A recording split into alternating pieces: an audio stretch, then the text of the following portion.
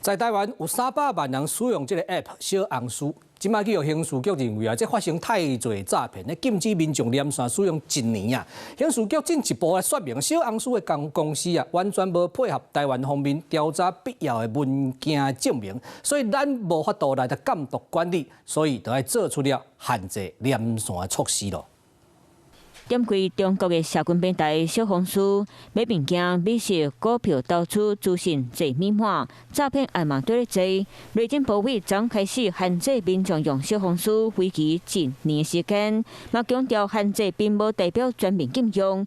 App 无提条未去处罚，不过做安尼记录嘛是袂当代替。媒体太多了，你可以选择的东西好多好多，那你干嘛要陷在小红书里面？他要把他的资安暴露出去，也是他的自由，他必须是承担他的风险。他要求的个人资料实在太多，对啊，所以本身就担心有治安疑虑。是啊，是啊。民众烦恼个人资料漏泄，那目前伫咧台湾小红书的使用者超过300万人。有民众问，若是用 VPN 连到国外网络用小红书，到底敢安全？相关部门是无鼓励，专家嘛讲有治安的问题。如果你用 VPN， 你还是有可能碰到类似诈骗的一些内容。他会跟你的手机要一些权限，这个权限的部分包含像你的相片、你的联络人、你的位置等等。 都有可能会透过小红书，然后把你的相关的一些个人资料盗走。